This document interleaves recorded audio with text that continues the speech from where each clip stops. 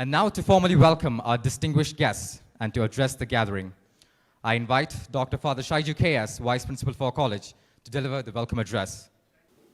In every vibrant democracy, elected representatives serve as the guardian of democratic institutions, while the people who elect them remain the true custodians of its spirit and values.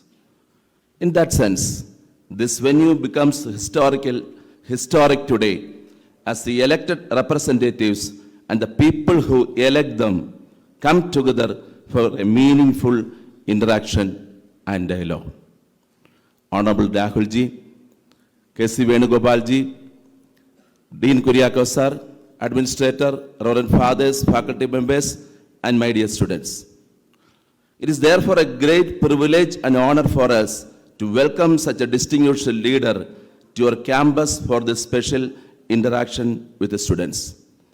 On behalf of management, the principal, manager, faculty members, and the entire students community, I am happy to extend our warmest and most heartful welcome to our distinguished guest.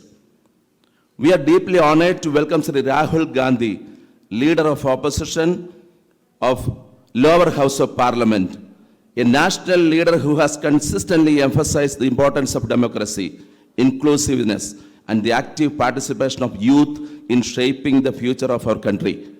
Sir, your willingness to engage directly with the students reflects your strong belief in the power and potential of youth mind. Bharat की लोकतांत्रिक परंपरा को मजबूत करने और युवाओं की आवाज को सुनने वाले प्रेरणादायक नेताओं श्री राहुल गांधी जी का हम मैरियन कॉलेज हृदय से स्वागत करते हैं.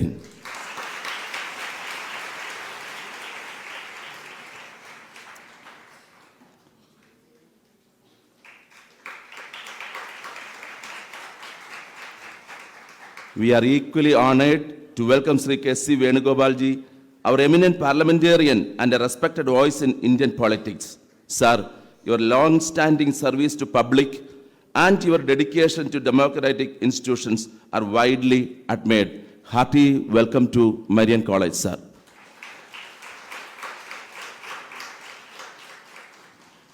Our warm welcome also goes to Sri Sunny Joseph, sir, President of KPCC and a respected public leader known for his commitment to democratic values and public service. Your presence adds great significance to this occasion. We also extend our warm welcome to Sri Dean Kuriakose sir, Honorable Member of Parliament and a dynamic leader known for his close engagement with the youth and the people. Sir, your continued efforts to connect with the students and encourage their participation in public discourse are deeply appreciated. Hearty welcome to Marian sir.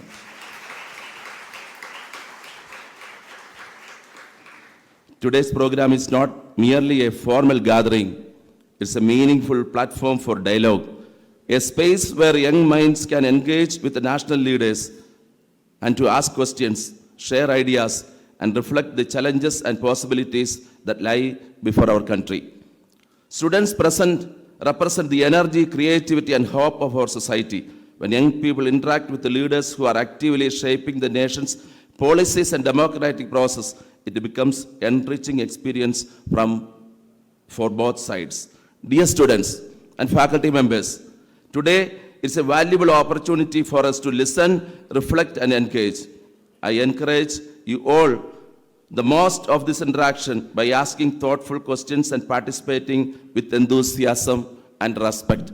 I welcome all the faculty members, fathers, sisters, and the students community to this gathering. Once again, on behalf of the institution, I extend warm welcome to Sri Rahul Gandhi ji, Sri K.C. Venugopal ji, and Sri Dean Kuriakose, and all the dignitaries of this gathering. Your presence here will certainly inspire our young minds to think critically, act responsibly, and contribute meaningfully to the future of our nation. Thank you once again for being with us. I warmly welcome all and wish this interaction a truly enriching and memorable one. Thank you.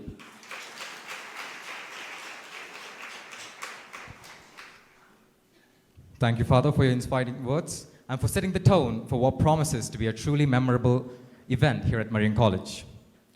Before we invite our distinguished guests for an interactive session, it is my pleasure to call upon Ms. Swati Krishna S. Nair, Academic Quality Coordinator, School of Social Work, IHM Australia, who is here to introduce our esteemed chief guest and to facilitate today's interaction. Ma'am, please. Thank you, Davis. Hello, dear Marian College. എല്ലാവർക്കും എൻ്റെ വിനീതമായ നമസ്കാരം. Today is not just an occasion, it's a defining moment. From these rural hills, from this land that has always stood for hard work, resilience, and unwavering spirit, Marian College rises with pride, and today it is honored by the presence of a visionary leader. This is not just a visit, it is a recognition that the voices, aspirations, and strength of our hill region matter in shaping the future of our nation. For all of us who come from these hills, this moment carries a deeper meaning because it tells every young mind here that no dream is too distant and no place is too remote to be a part of the nation's progress. Rahul Gandhi ji is not just a politician by a title or legacy.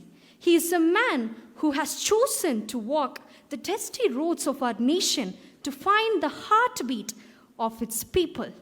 From the heights of the Himalayas to the tip of Kanyakumari, he has shown us that leadership isn't about the seat you hold, but the people you hold close to your heart. Beyond the member of parliament and the leader of the opposition, there is a good human being, a man who speaks of opening a shop of love in a market of hatred. I humbly welcome Honorable Leader of Opposition, Sri Rahul Gandhi ji, to the dais to have the interactive session. Dear sir, I humbly welcome you to the dais.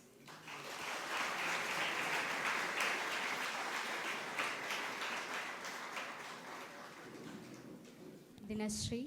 I am from first year BSW, School of Social Work. So I am here to tell about Kalaripaita. Kalaripaita is shortened as Kalari. So Kalari is divided as two parts. So first is Tekkan and second one is Vadakkan.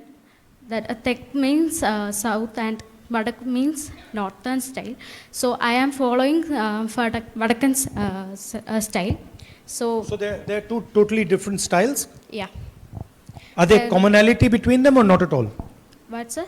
Is there commonality between the two styles? There is common and there is a little bit different. Difference also, okay.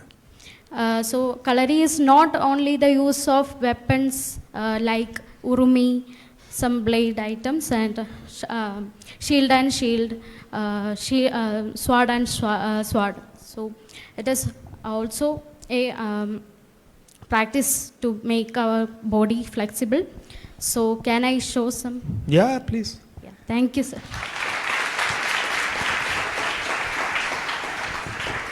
If you are interested, you also can. First, let me see what you're doing before Okay. you trick me into. So, sir, first I am showing Guru Vandana. So in Kalari, we are starting Guru seeks Guru's blessing. So, Right. Okay.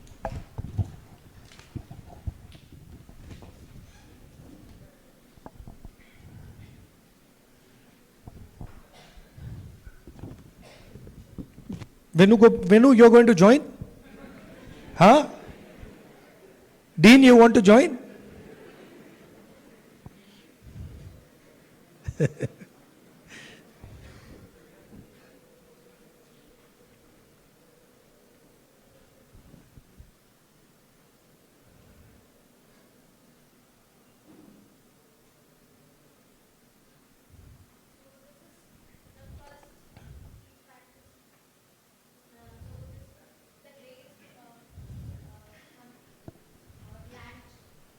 floor. And then we then we seek our permission from our guru. So, did you want to join with me? Do you want me to do that? Yeah. Well, I mean, but you know, I'm not going to do it alone. So, Dean, you also please come. Venu also come.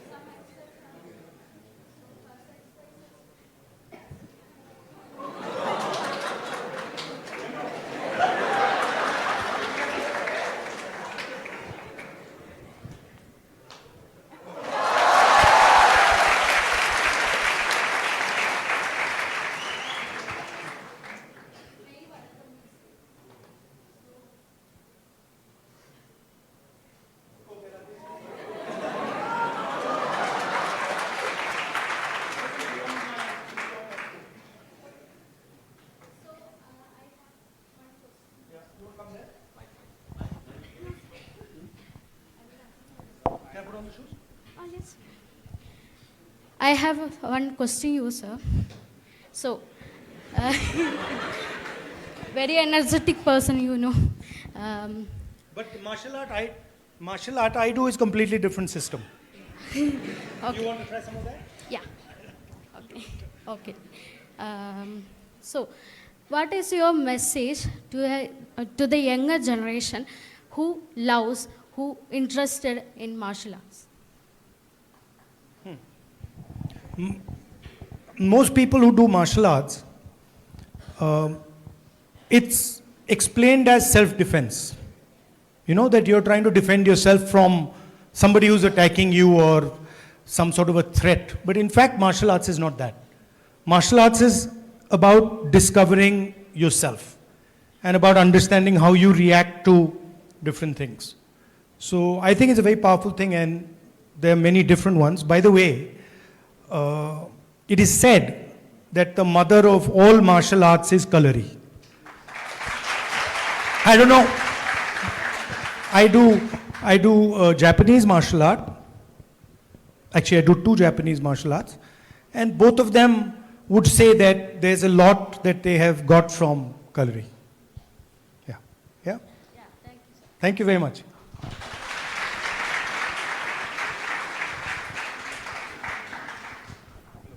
And I ask just one question. So you have to closely connect with the peoples of Kerala, especially as a representative of Wayanad. And what is your perception about Kerala and its people? And what role do you think the youth of Kerala can play the shaping of future in India?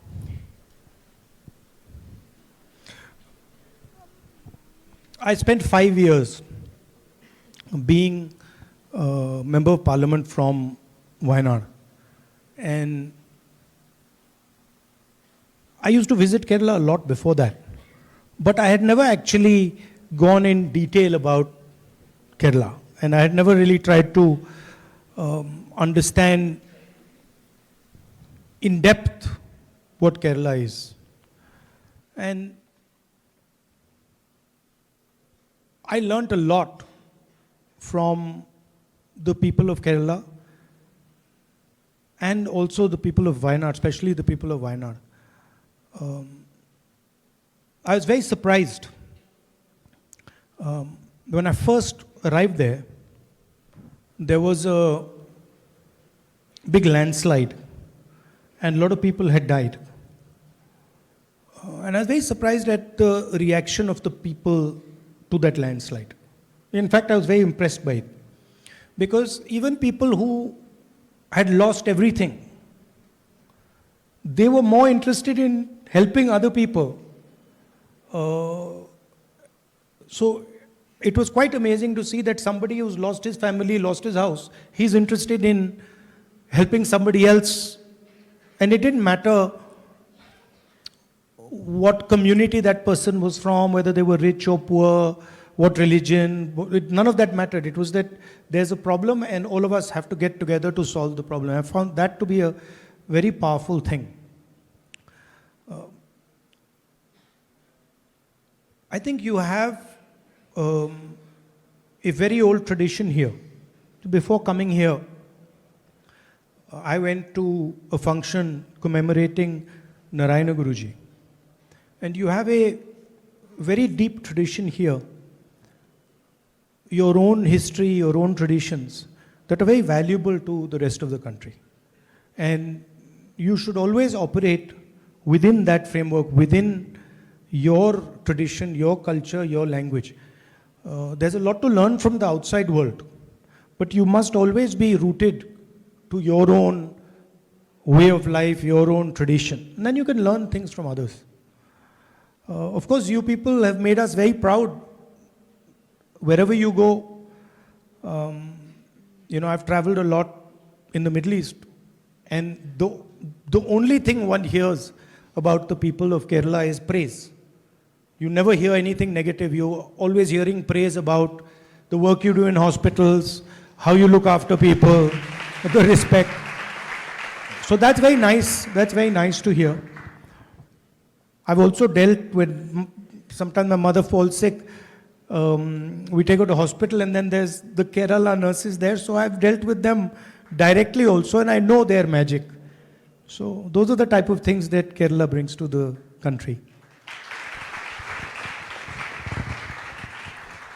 I'm quite impressed by your auditorium. When we were in college, when we were in school and college, we didn't have these chairs, these comfortable chairs. Huh?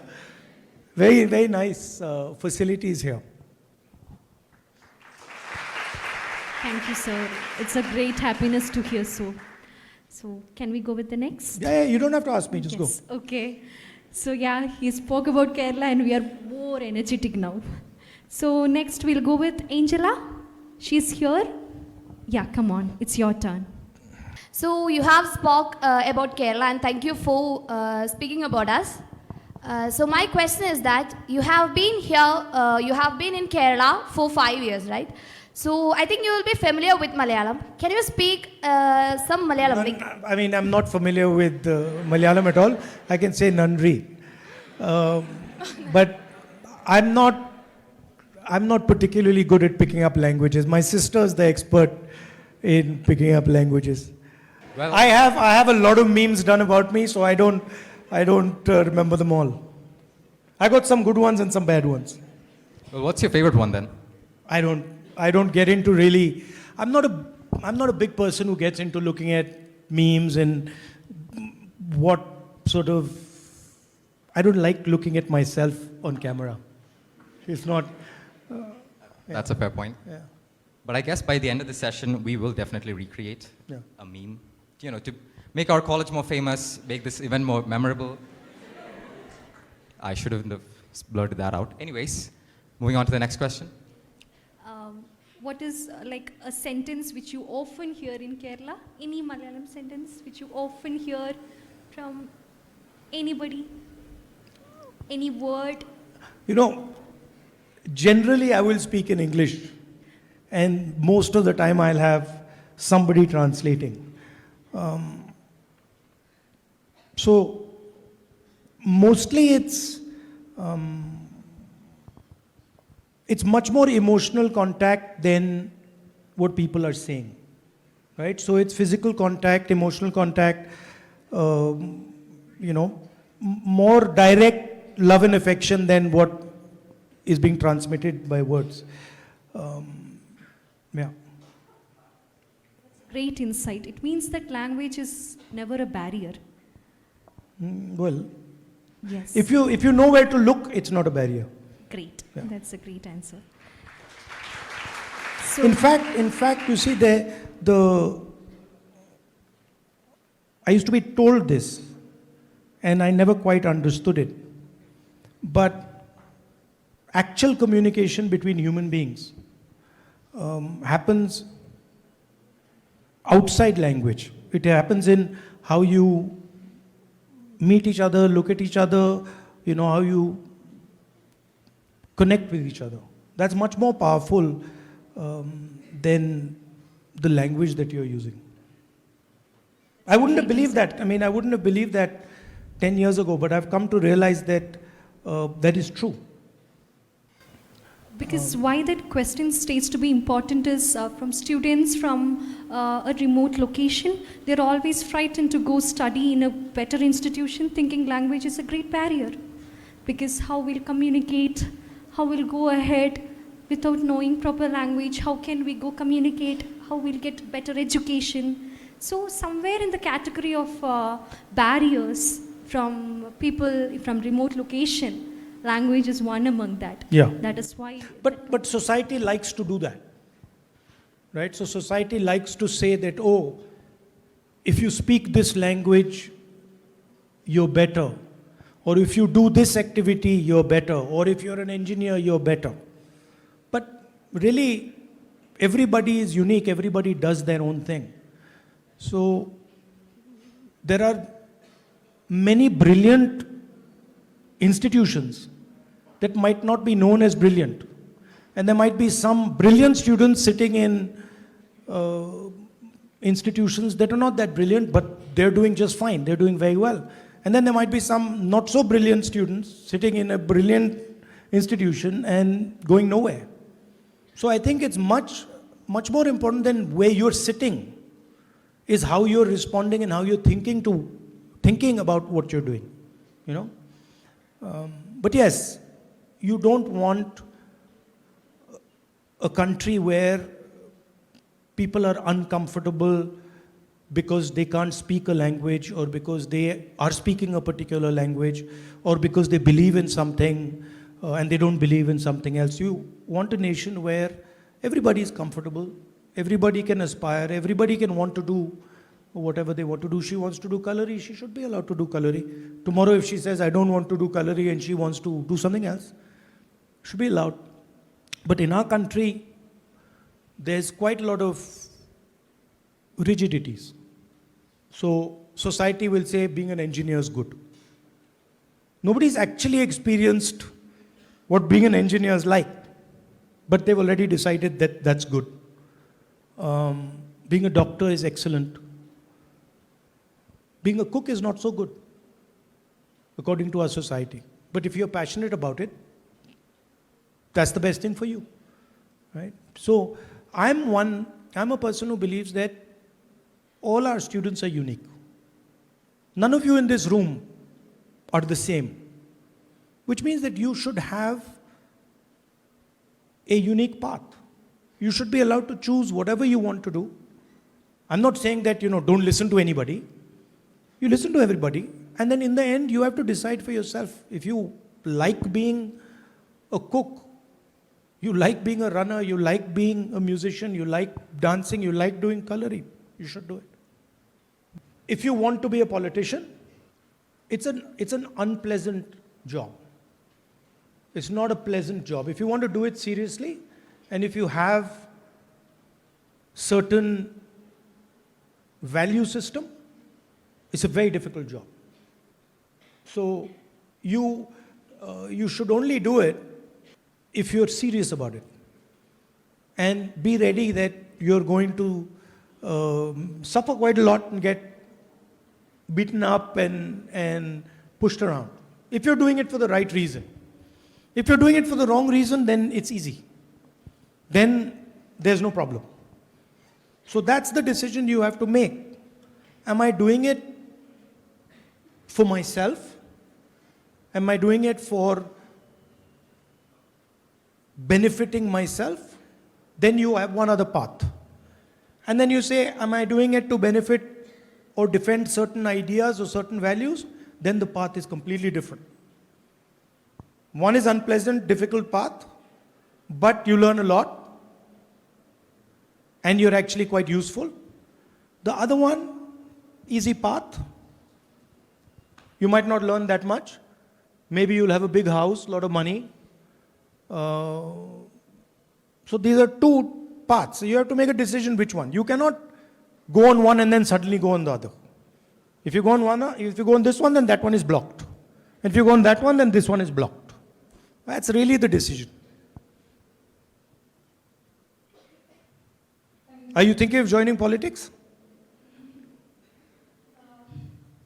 I don't know what exactly I'm supposed to answer to that. You can say no or you can say yes.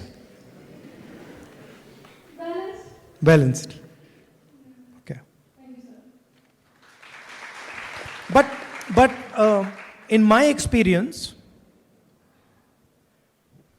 when I first joined politics,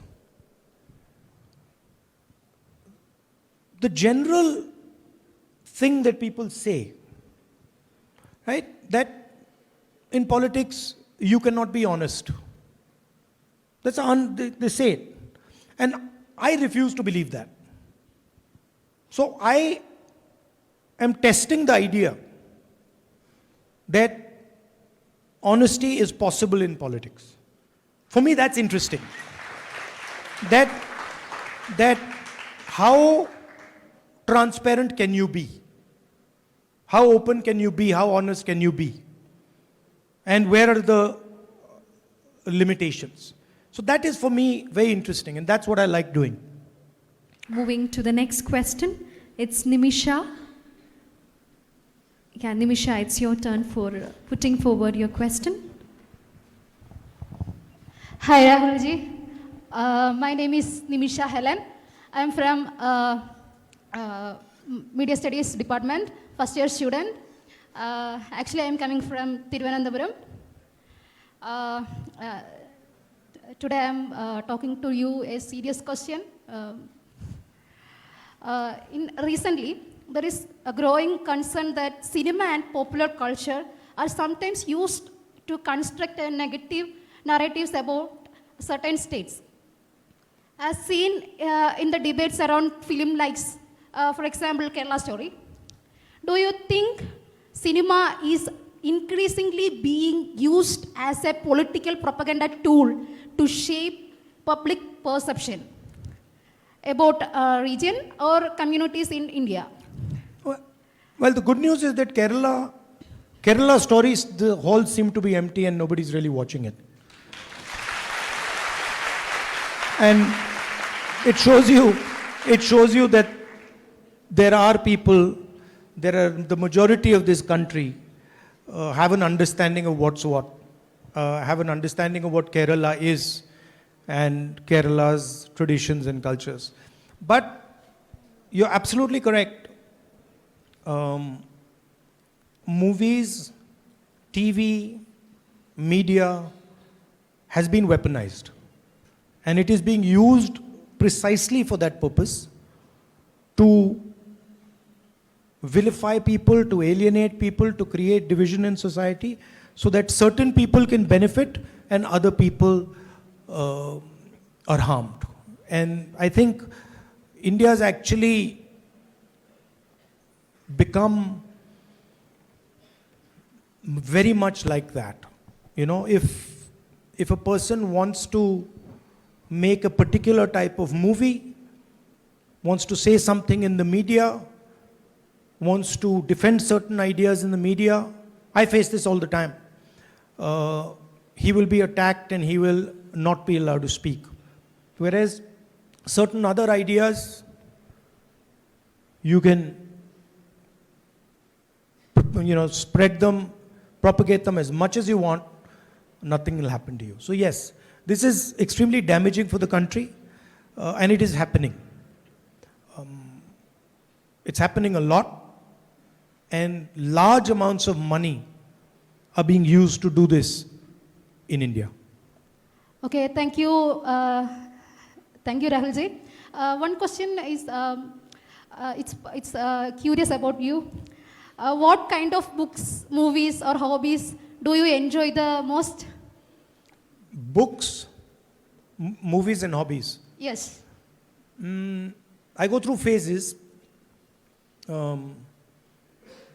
I read quite a lot, and I read. I'll get interested in one subject, and then I'll read a lot around that subject. I'll try and understand that subject, and then I'll move on. So I read not an individual book, but I'll read a set of books. Suppose I get interested in, I don't know, military history. Then I will suddenly start reading a lot of books about war, military history, combat, etc., etc. So I do it like that. Movies, I don't watch much. Somehow these days I'm not interested that much in watching movies. I used to watch more earlier. And hobbies, I like playing chess. I do martial arts. I swim, I run, I do exercise. So I like to keep myself reasonably fit. What do you do? What hobbies do you do? I like crafting, photography, reading. Okay. I do a little bit of photography. Actually, now that I thought about it, I think one of my hobbies is understanding people. Like I listen carefully. And I like to listen carefully to what they're saying, try to understand what exactly is disturbing them. So I listen now much more carefully and accurately than I used to listen. Earlier I was like, okay, this is what I think I'm going to tell you. Now I'm like, that's not so important. What is important is, what are you trying to say? Why are you saying it like that? Like, for example, you said, I'll ask you a serious question.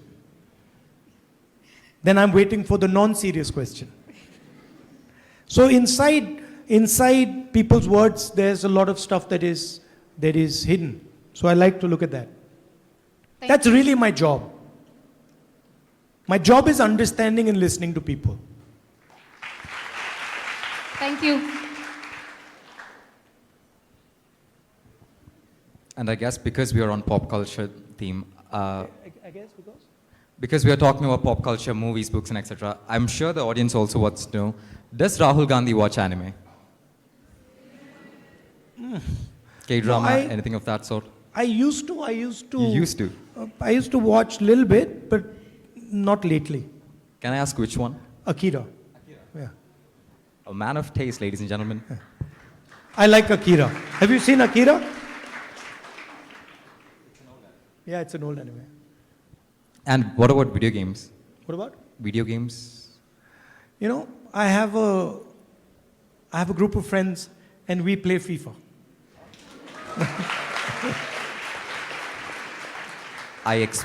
I guess no one saw that coming. Yeah, Rahul we Gandhi play playing FIFA. We have a very competitive FIFA game. 2-on-2. Yeah. So what really interested you when you were a teenager, when you were our age? Okay, you're now an individual, you're, I guess, in your middle ages right now. So what were you interested in when you were young? I was just curious. I want to know why things are like this and not like that. And I would never take an answer at face value. So if I asked you something and you answered it and I wasn't happy, then I'd say, no. Tell me, explain why. So in school, I used to get into a lot of trouble. You know, the physics teacher would put a theorem up and I'd say, but why is that like that? And she'd like, no, you remember it. And I'm like, no, you tell me first, why is that like that? So I used to have that type of altercation. Then I was always into some sport or the other. So in school and college, I used to play football. Then I used to box. Then a lot of running and swimming, triathlon. So I was always doing something physical as well. Yeah. Does cooking ever excite you? Yeah, I know how to cook. I'm good at cooking. Well, I would say I'm good at it. My sister's better, but I'm reasonable. Okay.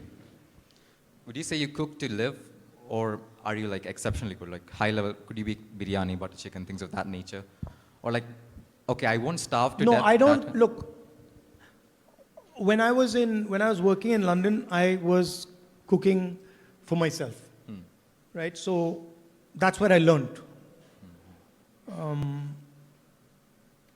Select things I can do very well, but not such a broad list of things, right? So what I like, I can do, and I can do it pretty well. Yeah, food habits, I'm more non-vegetarian than vegetarian. I mean, of course, you don't have to say that in Kerala. Yeah. And could you name one dish as your last meal? What would your last meal be? Last meal? Or favorite dish? No, I'm not, anything. Anything. It shouldn't be Karela, which I don't like, and it shouldn't be spinach, and it shouldn't be peas. Otherwise, you can give me anything I want. Okay. Yeah. Okay, so moving to the next, it is Gana Shyam. Yeah, it's your turn for putting forward your question. Hi Rahulji. So my name is Gana Shyam. I'm from first year MCom student. So I'm really happy to see you and speak with you. So I would like to ask, so we all know India is progressing rapidly in areas like AI, then digital innovation and space technology. But still, our education syllabus often remains outdated. So what reforms would you propose to regularly update our syllabus and align India's education system with emerging technologies and to meet the global standards? Right now, our education system, particularly our higher education system, and I don't mean you here, is under ideological attack. So a particular ideology is being imposed on the education system, and if you look at all our vice chancellors in our universities, large numbers of them are being made vice chancellors simply because they belong to the RSS and subscribe to a particular ideology. So there is a ideological pressure that is coming on the education system. And that's the first thing that has to be stopped, because an education system, especially in a country like India, must not be limited to one particular way of looking at things. And particularly, it shouldn't be limited to the RSS view, the divisive view that the RSS has. So that's the first thing I would say. The second thing is, actually India is not successful at AI. This is something you have to understand. There are two players in the AI game. The first is the United States, and the second is China. India, unfortunately, whether it is in robotics or in AI or in modern technology, is not really a major player. Certainly not when compared to the United States or the Chinese. And you could see in the AI summit itself, there was a Chinese robot masquerading as an Indian robot, right? Now, people who actually understand these things know them. If you want to be powerful at AI, you have to control your own data. That's the simple thing. The Americans are powerful at AI, are good at AI, because they have access to global data. When you send a WhatsApp, do you guys use WhatsApp? Who do you think controls the data? Meta. India doesn't control the data. The United States controls the data, right? Pretty much any information that is moving on India's communication system, on our phones, is owned and controlled by the United States. That's not the case with China. China owns its own data. There's no WhatsApp in China. So if you want to actually become a serious player in AI, the first thing you have to do is you have to make sure that you have access and control of your data.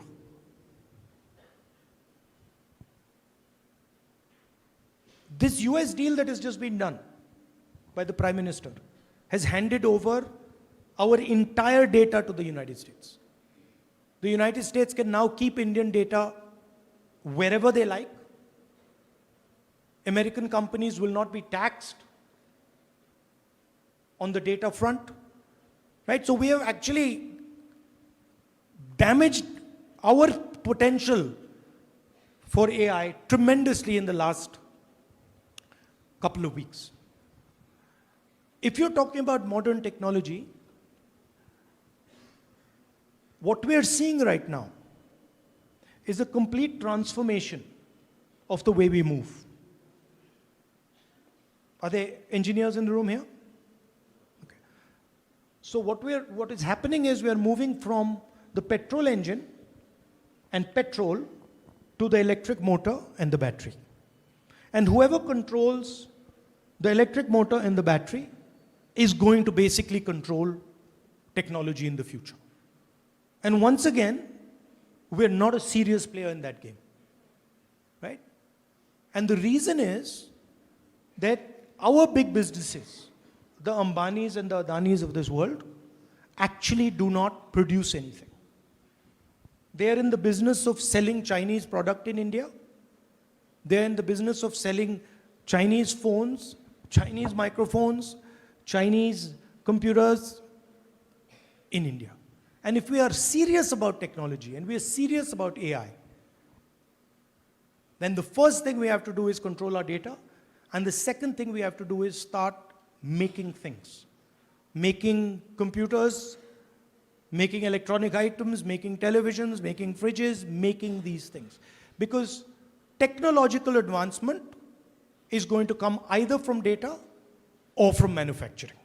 And you will see, you won't like what I'm going to say, but you're going to see that jobs in the services industry, jobs in the software industry, which were the mainstay of our country, which served us really well, are going to be wiped out by AI.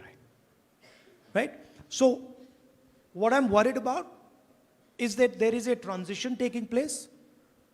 There is a transition taking place on the data front, and there is a transition taking place on the manufacturing front, on the mobility front, and we are just looking. America is dominating one side of it, the data in the West.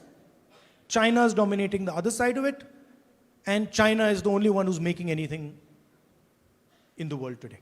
This microphone probably made in China, your shoes probably made in China, your watch probably made in China.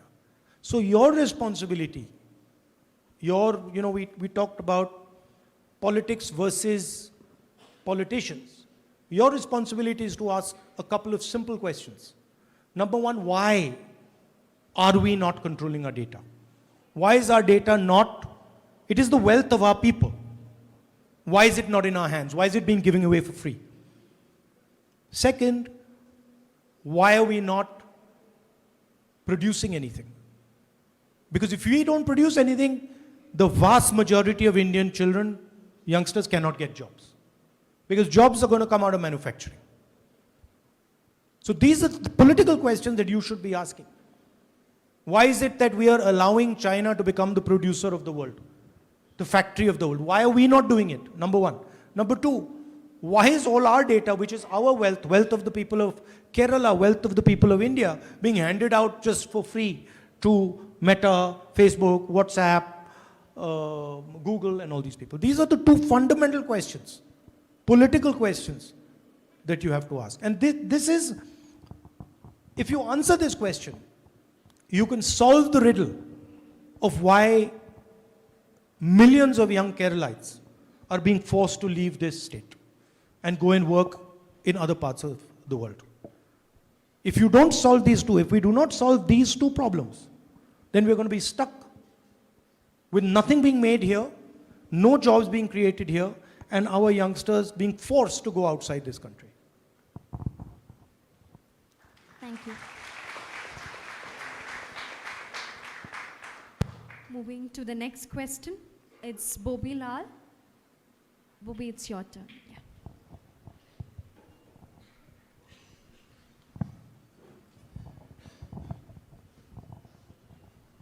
So before I begin, may I call you Cheta?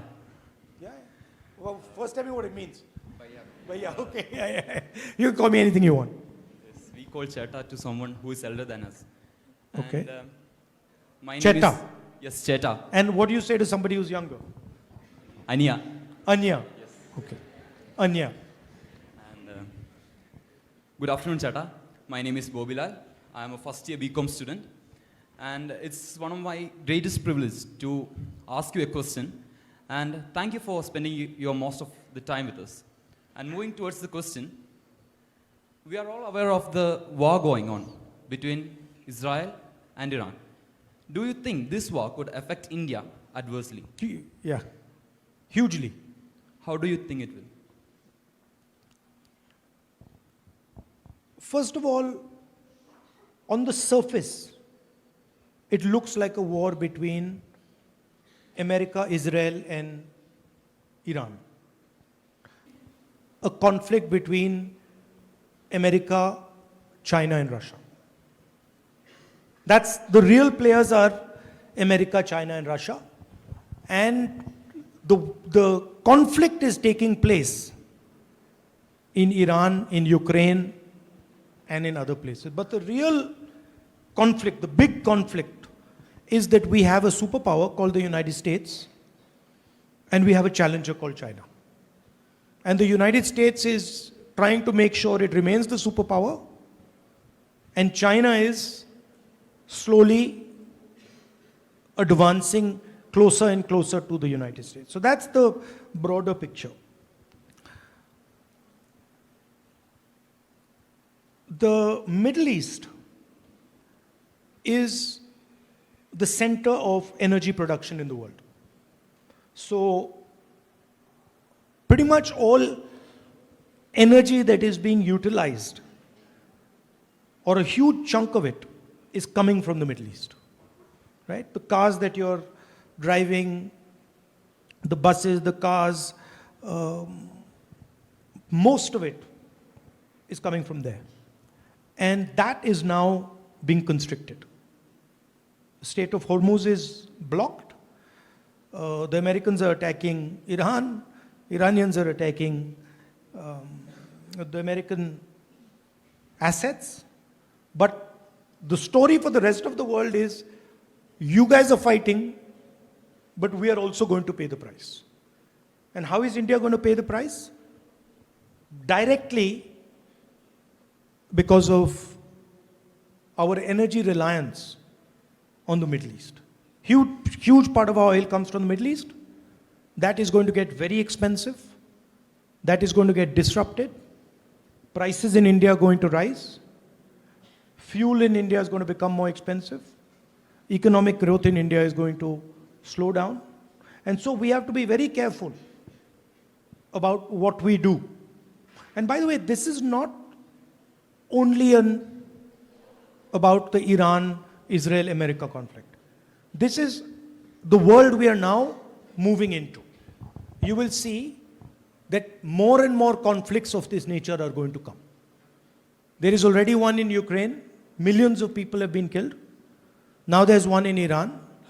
But these conflicts, at least for this period, for this transition period, they're going to increase. And you're going to see more and more of them.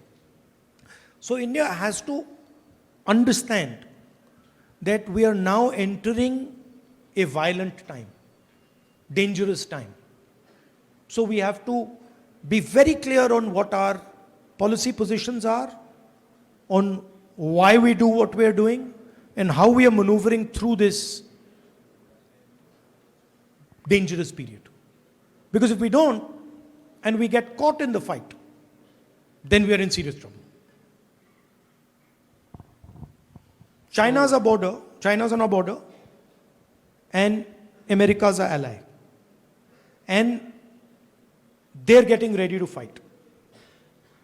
So we have to be very careful where we are standing, and that we don't suddenly get sucked into their fight. If you were the one making decisions, what would be the changes that you will make to safeguard us Indians?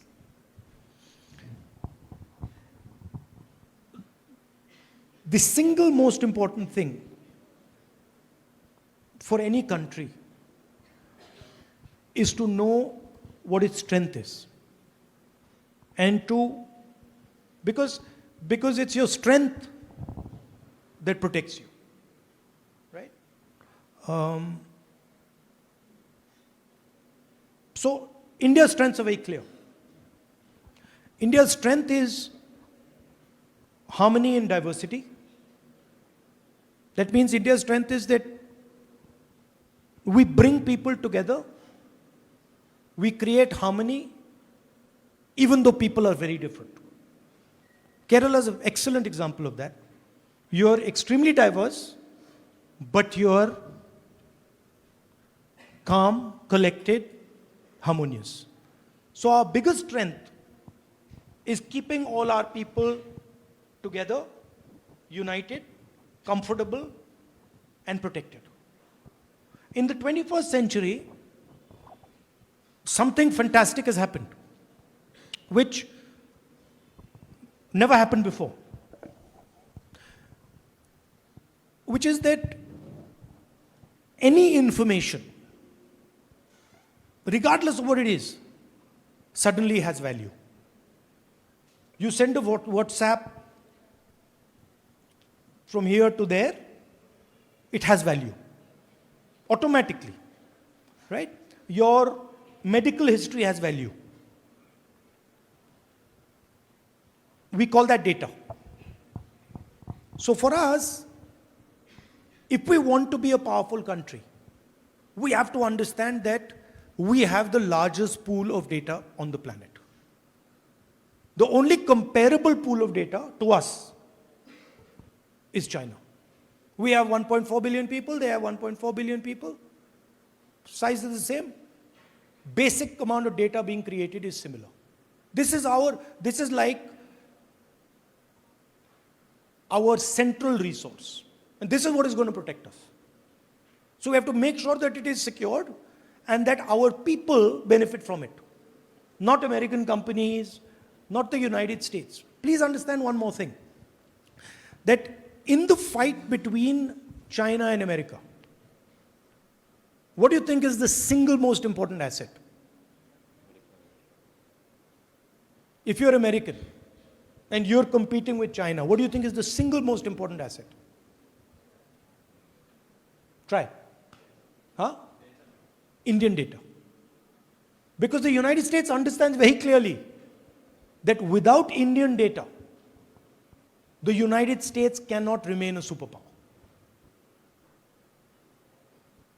It is only the United States combined with Indian data that can compete with China. Without Indian data, America can never compete with China. This is something they realize, but we don't realize. Our political class doesn't realize. Our students don't realize. In fact, before I told you, I don't think you would think about it.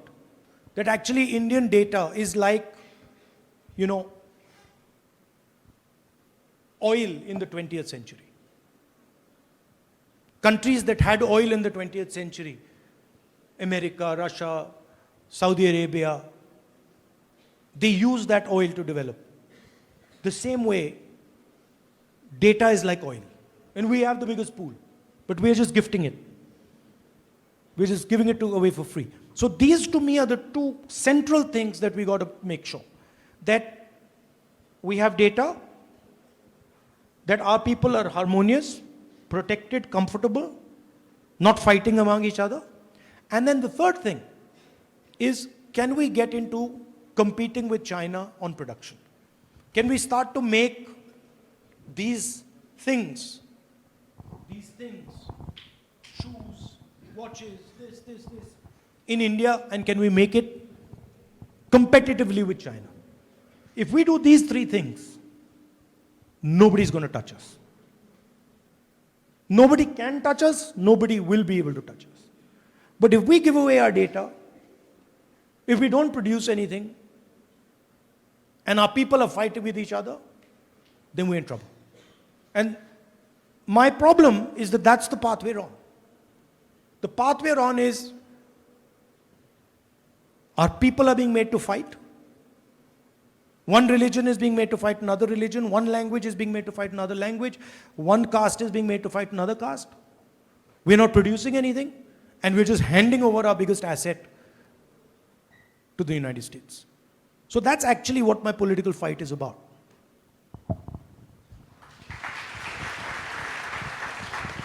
So that about rounds up our Q&A session. And thank you, sir. Thank you for sharing your time with us. And hopefully, when you move on to our main auditorium, hopefully we'll be able to recreate that meme, if we can. Okay. So are we done?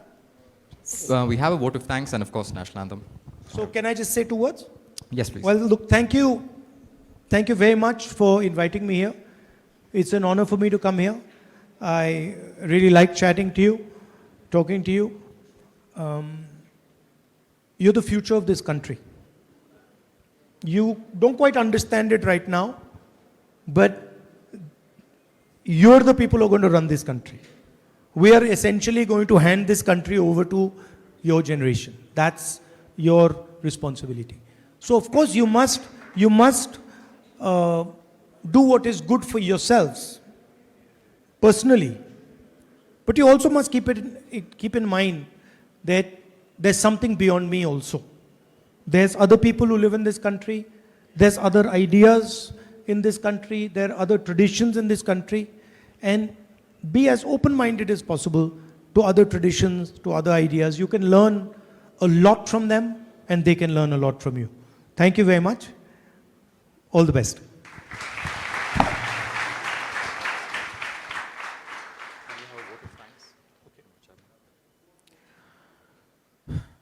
To formally conclude today's event, may I invite Ms. Ashita Chako, Chairperson MCSE, to deliver the vote of thanks.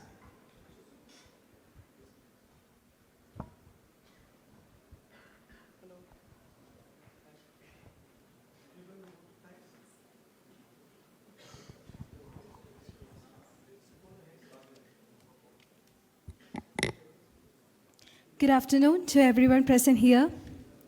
It's my privilege to stand before you and propose the vote of thanks on this special occasion as we conclude a meaningful and engaging interactive session with one of the prominent leaders of our nation. Today's gathering has been a wonderful opportunity for students to listen, reflect, and interact directly with Sri Rahul Gandhi ji, a national leader known for his commitment to democratic values, youth empowerment, and inclusive development. The openness with which you engaged with the questions and thoughts of the students has made the session truly valuable for all of us. For many people across the country, your commitment to public life and your vision for the nation represent hope and aspiration. For today's youth, the dream of seeing you as the future Prime Minister of India reflects their belief in leadership that listens, understands, guides the nation forward. Thank you, sir, for being with us here today. I would also like to extend our heartfelt thanks to our respected Member of Parliament, Sri Dean Kuriakose, for being present here with us today and for his continued encouragement and support to the youth. My heartfelt appreciation also goes to Sri K.C. Venugopal, Honorable Member of Parliament and AICC General Secretary, whose gracious presence has further honored this gathering. My sincere gratitude goes to our manager, Reverend Father Bobby Alex Manaplakil, Administrator Father Thomas Abraham, our Vice Principal Father Dr. Shaiju K.S. for their guidance, support and leadership in organizing this wonderful program. I would also like to mention two additional guests. That's Binu Shankar from our alumni batch and his wife, Shari Binu Shankar, who has coordinated the behind scenes of our program. Only because of them, this program happened here very successfully. and to thank all the dignitaries, faculty members, staff, security personnel, media, and everyone who worked behind the scenes to make this program smooth and successful.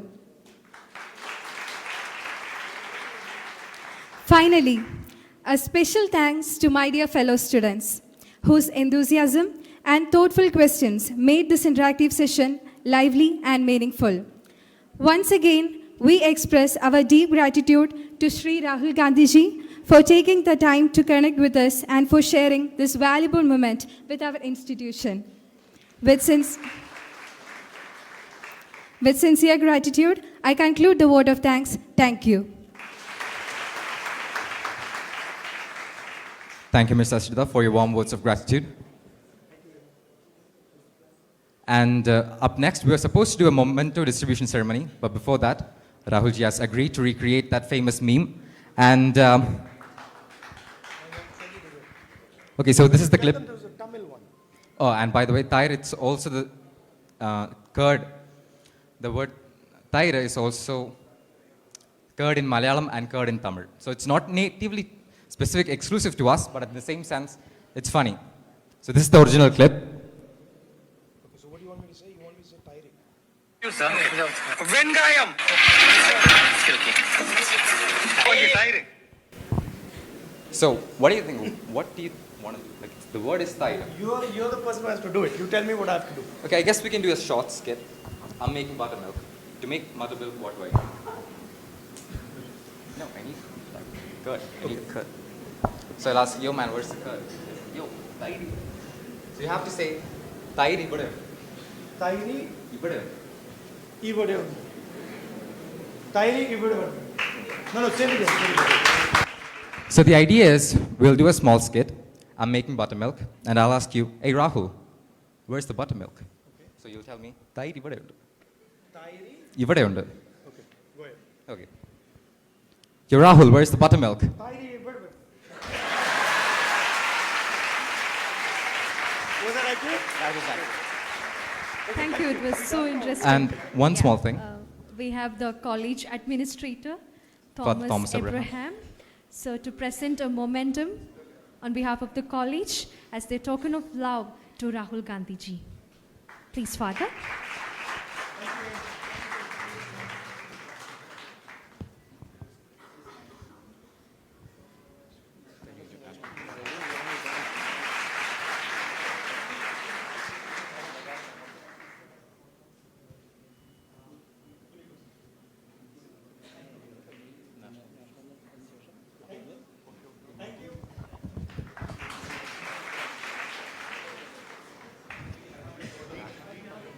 Yeah, we can take a photo. We can take a photo with Rahul Gandhiji. Yeah, I request the students who are seated in the back to just come forward and line up in the middle gap. You can see the middle gap there. Please line up there.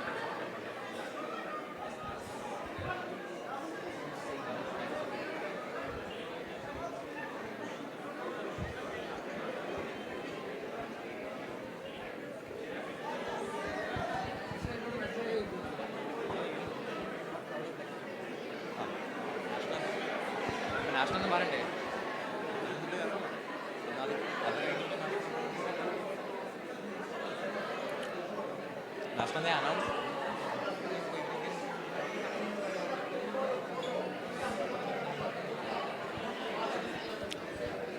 I